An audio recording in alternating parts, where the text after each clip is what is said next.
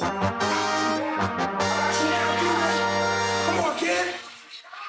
This is what we do it for.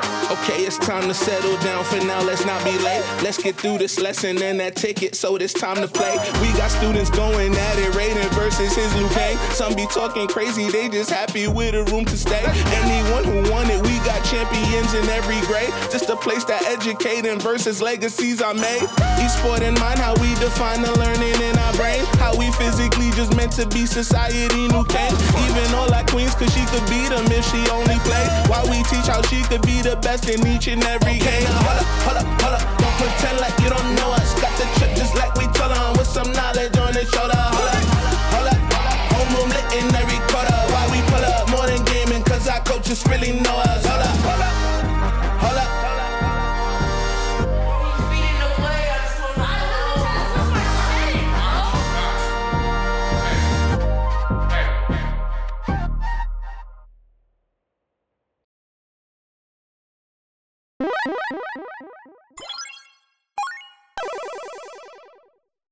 So if the game is getting you super upset, should we head directly into another match? No. What should we do? Take a break, play something else. Take a break or eat. Go outside and touch some what? Grass. Touch some grass, right? S.E.L. is social and emotional learning, teaching students how to interact with society, be social and appropriate. Also, the emotional aspect. When it comes to gaming, a lot goes into it. And a lot of the time, students do go through different emotions and they experience different things that affect them on numerous levels. When it comes to S.E.L. and what we do, we approach that and we make sure to explain what's really going on and kind of get into it. Better understanding of anger and aggression, conflict resolution, teamwork, and many other things like goal setting, responsibility, and developing a desire to excel or a positive sense of self. Just very important life skills that make sense and that we're able to actually touch on and that the students are experiencing. Especially with the fact that we just live it. Aside from just teaching it, our community building and everything that we do when we do game and do projects and do a whole bunch of different things, they're doing it together, they're interacting, they're learning how to be a part of something bigger and great and make sure that they're contributing and doing it in a positive, safe, and as best way as they can to support their learning.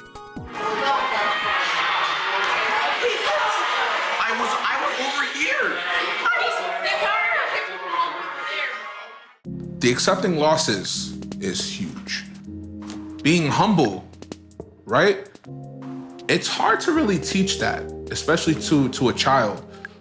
If a child loses, a lot of times, especially if they really wanted to win, anger is like the first thing. Knock down.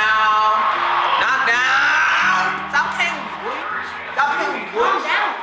playing blue. And they don't really understand how to take a loss, analyze the loss, learn from the loss, right?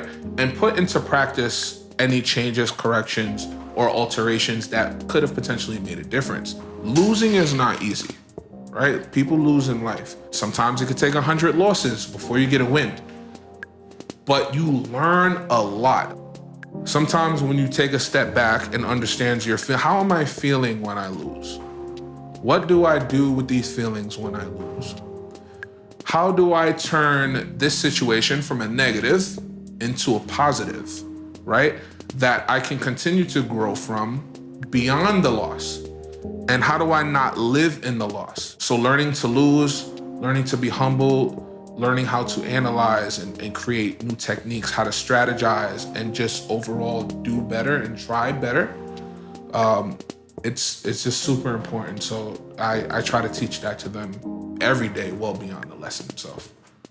I would say that in the certain cases where competitive gaming isn't healthy is when people get like too attached to it, or like when they take losses, they can't do it in a way that's like healthy for them. So either they might get angry and lash out at themselves or other people around them, and it creates an unsafe environment that a lot of people don't really like to be around.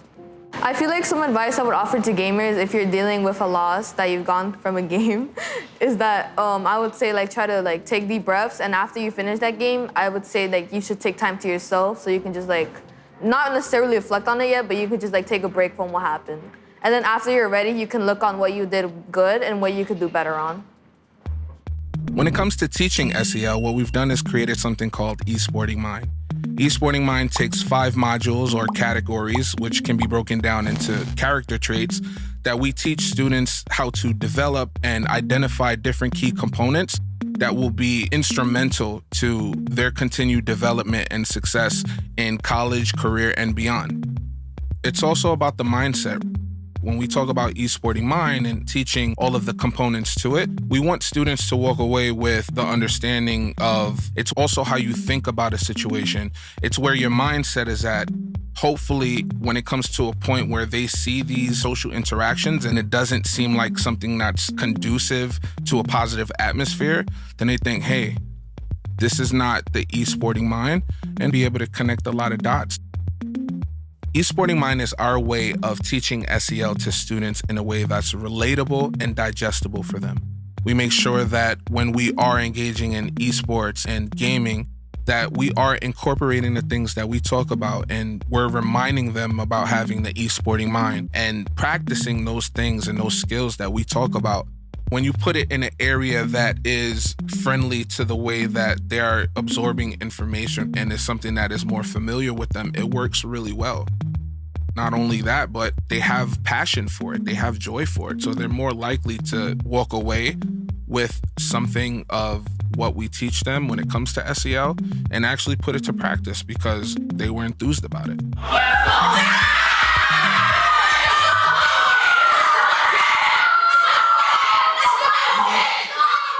My background, I come from the traditional side of sports. I was lucky enough to be drafted by the Boston Red Sox out of Cornell University my senior year. I got to play baseball for a living. I got to do what I dreamed of doing.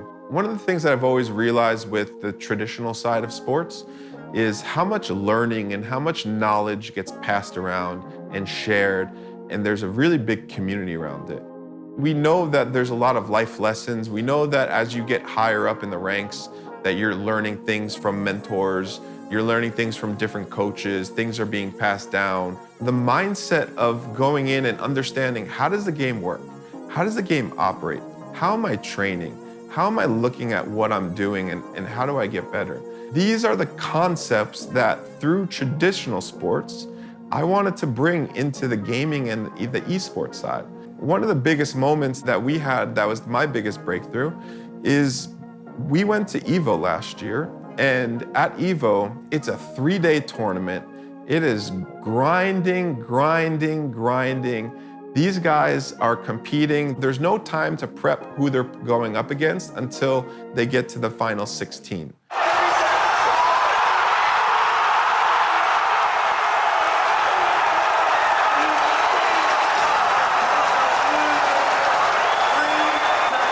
They have to have the mental strength to get through each opponent, to have a lack of preparation, but to still understand in that 90 seconds of gameplay how to maneuver, how to react. If they go down, how do they fight back? What are the strategies? What are the tendencies that they're seeing? All in a quick instant. So I really want to build out the esporting mind to provide an opportunity for students to start looking at gaming from a different lens. I want to take the traditional side of sports, I want to take that traditional mindset and transfer it over into the esports. If they have that opportunity, everybody else that they compete against that doesn't have that same level of knowledge from the esporting mind, they're gonna have that leg up on them. I don't know if there's anyone else that's really focusing on the social-emotional side of gaming the way that we are. We want to make an impact for our students, and we also want to make an impact showing that gaming should be part of the athletics. Gaming should be part of something that students can be a part of after school, and that can build teams, that can build content, and can come together and build a community at the school. It is extremely important that we are teaching these concepts to students. They deal with these things every single day, and they're gonna encounter and have to deal with a lot of situations that understanding them beforehand or getting more insight into them can help. It's important to deal with stress appropriately as a gamer, because if you don't deal with it appropriately, you can say some things that you may not mean, and that can get you in a lot of trouble. Well, if you don't deal with stress appropriately as a gamer, you can also, like she said, you could get really mad and you might just destroy everything in your way. Or you could just get really sad and just really emotional. Hi, my name is Vincent Valerio, and my current job title at CEI is Manager of the Community Schools for the Esports Division. I also was a professional gamer. I played NBA 2K for Milwaukee Bucks gaming team and Hornets Venom GT. Everyone that I'm friends with plays video games, but when you get to the professional level, the one thing that kind of stands out when I look back at it is the toxicity. Keep talking! Keep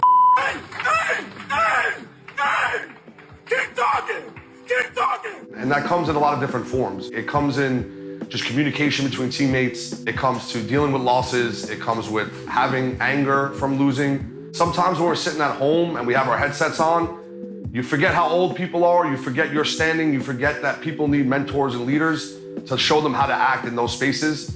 And I believe that that's one of the biggest things that we're trying to address here at CEI Esports. Nope, not happening. I hate this kid. Why, bro? You piece of Why are you so mad, bro? Why are you so hostile? You play weird. I hate you. So? Don't mean you gotta say all that. Take it back. Oh, go yourself. Go yourself. Online, kids will say whatever they want, no consequences. I mean, some of the most outlandish things you can think of. And there's just such a willingness to be combative, and there's such a willingness to be stubborn or immature because there's no boundaries. No one is checking you in that moment. Now you put that in person, you want to talk all that junk, you want to talk smack. Now there's someone right next to you. Those words have weight. They have an effect. You need to have accountability. You need to understand what sportsmanship is. And at the end of the day, if you can control your emotions while you're playing in person, you are 20 times further ahead as a gamer than if you can do it at home.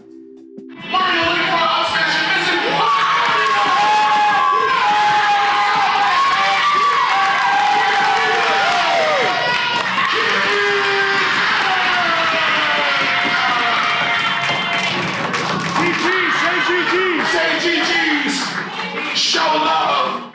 GG's? It's a good game, man. You know what I'm saying? It's like, well, you say it after every game, let's be honest. But some GG's just feel different, you know what I'm saying? Sometimes the closer the game, the more GG's you get, you know what I'm saying? Sometimes it could be a little dap that go with it, you know what I'm saying? I've seen students hug.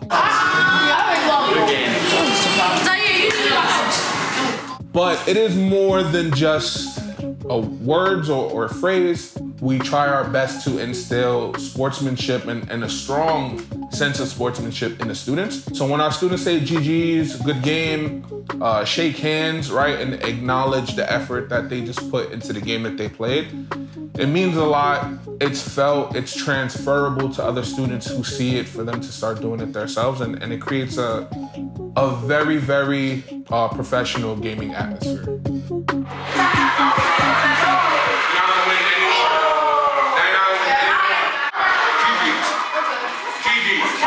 A lot of these kids that we deal with, they're looking for something relatable to teach them about these issues. They might learn about it in gym class or health class or science class, but there's something about adding video games to such a heavy topic that makes it more palatable for younger kids. And this includes high school and middle school.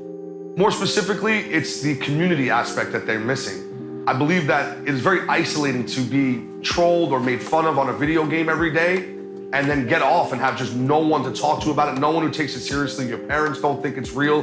They just say, shut the video game off. But from someone who's played video games for over 30 years, that's not how it always goes. Some of these things sit and fester, and we don't talk about it as gamers. When you can start showing kids that their actions, their rage, their frustration, it's not fictional just because it comes from a video game. I just think it comes back to, like I said before, having something that's relatable in gaming to give the kids a start on these heavy topics that they are struggling with, as we can see.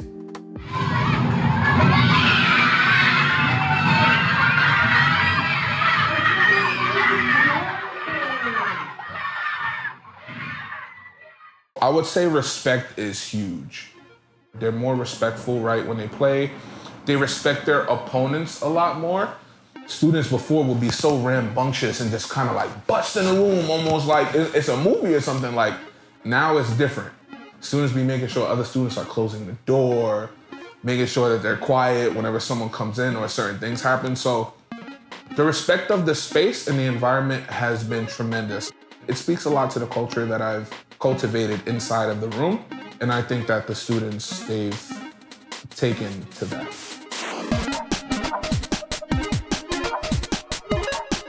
One of the most impactful moments I've had with S.E.L. You know, we had been going through a lot of the lessons dealing with anger and frustration, and I had a student of mine, a high school student who, you know, wasn't in the best standing in the school, you know, had family issues, just a lot of issues going on with him outside of school, but he always came to my class. And I remember I asked them, and it was just a shot in the dark. Let's see if some of these kids, we've been talking about this stuff, let's see if they open up. I asked the class openly, when was the last time you cried? And I always start with giving my experience first, because if we're gonna be vulnerable in that space, I have to show you and give you that olive branch and show you that I'm willing to be vulnerable as well. But my student actually shared with me that he had someone pass away in his family the week before, and he started crying in front of the class. And this is a very, you know, rugged, very like tough kid. And to see that moment and like actually go and talk with him afterwards and give him a hug, like that's the type of stuff that will really change your view on what S.E.L. is and how important it is in the classroom, especially around esports. Because I made my connection with that kid through gaming, and then, you know, another day in the classroom, we're able to talk about the last time he cried, you know? Not a lot of young men are willing to do that, and it's something that I'll cherish for the rest of my life.